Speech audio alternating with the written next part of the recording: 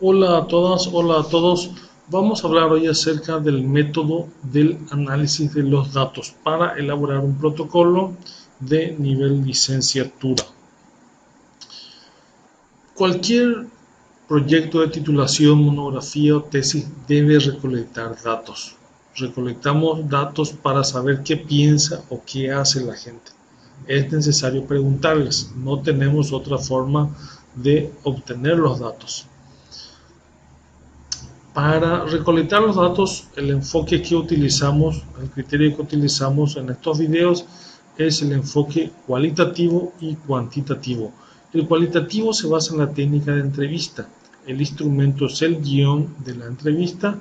El tipo de datos que recolecta son palabras y el análisis que se realiza es la codificación.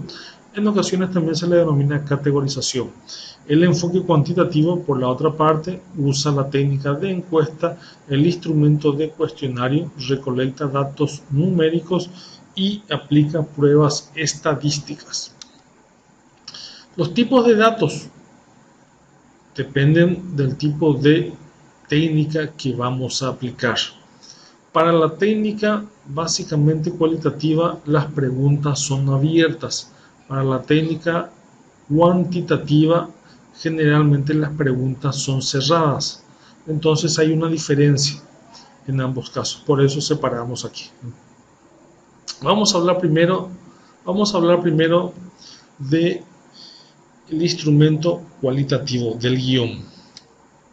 Una vez que el guión se aplica, se debe realizar la transcripción, es decir, grabamos las entrevistas y luego esas grabaciones deben ser pasadas a un procesador de texto por diversos formatos que tenemos. Entonces, probablemente lo más usual es redactar escuchando la grabación previamente.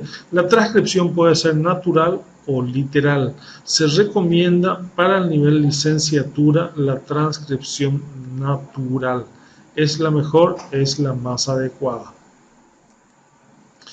Luego de la transcripción se realiza la codificación o categorización, que tiene tres etapas importantes.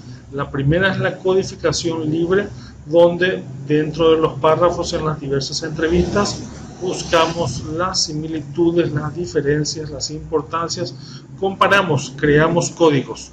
En la segunda etapa tenemos la codificación axial. Esas palabras, esos códigos que encontramos previamente, ahora los unimos con una cierta lógica. Entonces ahora tenemos categorías. En la tercera etapa tenemos la codificación selectiva, donde evaluamos las categorías más importantes, las más destacadas, las que ayudan a explicar mejor el fenómeno o lo que estamos analizando, y allí tenemos nuestras categorías mayores o idealmente incluso tenemos patrones, aunque no siempre se encuentran. Aquí tenemos un ejemplo de la estructura de la codificación. Iniciamos con los códigos, luego pasamos a las categorías y finalmente a los patrones. Como resultado de una investigación cualitativa, debemos presentar un gráfico en este formato.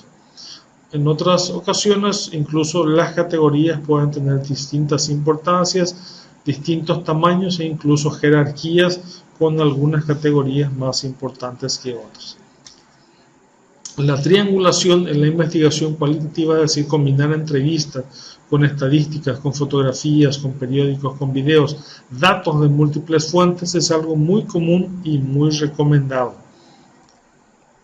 La auditoría es parte del proceso de la investigación cualitativa para reducir el sesgo al mínimo. En general, parte de la auditoría la realiza el profesor o la profesora o el director y la directora de tesis. En un protocolo no se realiza auditoría, pero debe mencionarse que va a ser parte del proceso metodológico de la tesis o monografía. Por otra parte, cuando tenemos datos cerrados, datos numéricos, entonces cuantitativos, entonces hay que aplicar pruebas estadísticas. Hay amplitud de pruebas estadísticas y ciertamente, pues en una primera impresión es muy difícil determinar cuál puede ser la más adecuada, más aún a nivel licenciatura. En general, la guía es que la hipótesis determina cuál prueba debe aplicarse. Esto como una primera recomendación.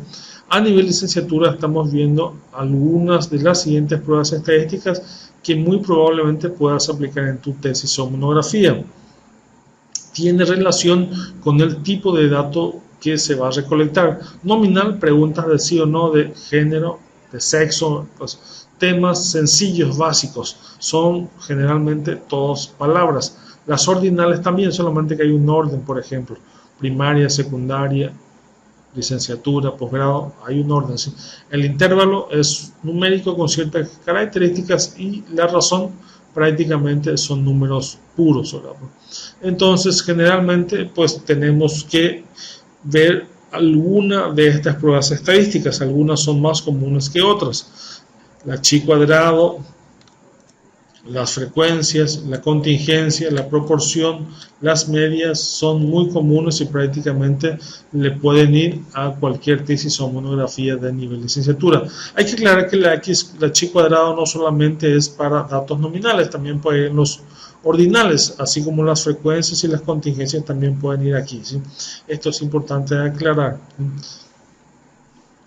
También en algunos datos puede ser ANOVA cuando es cuantitativa o la Kruskal-Wallis cuando es cualitativa. O sea, hay muchas opciones, esto con el profesor, con la profesora, pero es ideal que ustedes conozcan algo al respecto.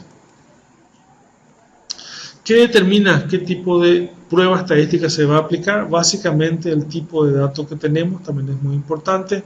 Cuando son datos no paramétricos, nominales, ordinales, pues no hay supuestos. La medición pues justamente es esta. La muestra no requiere ser aleatoria, la distribución no es normal y se requieren pues muestras de repente pequeñas, de 50 como mínimo. Ahora, pues, en las paramétricas hay supuestos que deben cumplirse, supuestos muy rigurosos que deben cumplirse con otras pruebas estadísticas. La medición es prácticamente numérica en su totalidad. La muestra debe cumplir requisitos aleatorios que básicamente también están asociados a los supuestos y la distribución debe ser normal también como parte de los supuestos. Aquí tenemos en el medio la escala Likert. La escala Likert es en parte ordinal y en parte es pues paramétrica. Podemos decir que está en el medio, es entre no paramétrica y paramétrica.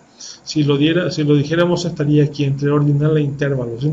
Entonces tiene un trato especial, tiene ciertas particularidades. Pero también es muy aplicado, su uso no tiene ningún inconveniente en que se utilice. ¿Cuál es la prueba indicada? Según el tipo de datos condiciona qué pruebas estadísticas se puede usar. La cantidad de muestras, 1, 2 o 3 o más, también determina. El propósito, los supuestos de normalidad, homogeneidad e independencia, también.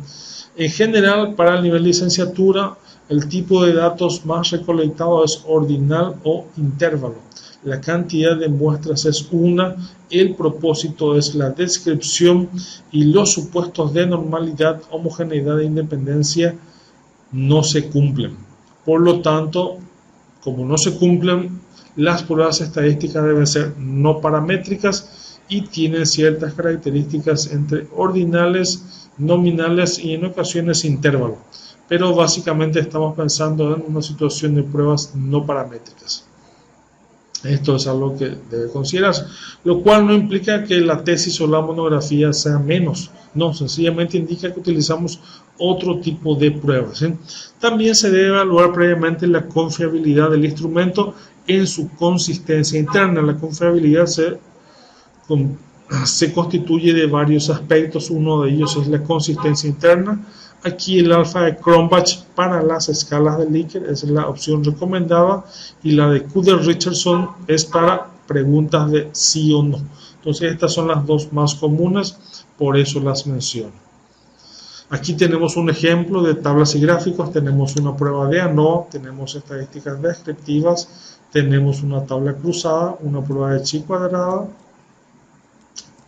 un gráfico de pastel, un gráfico de cajas. Entonces estos son resultados estadísticos paramétricos y en ocasiones aquí también podemos tener no paramétricos sin ningún inconveniente.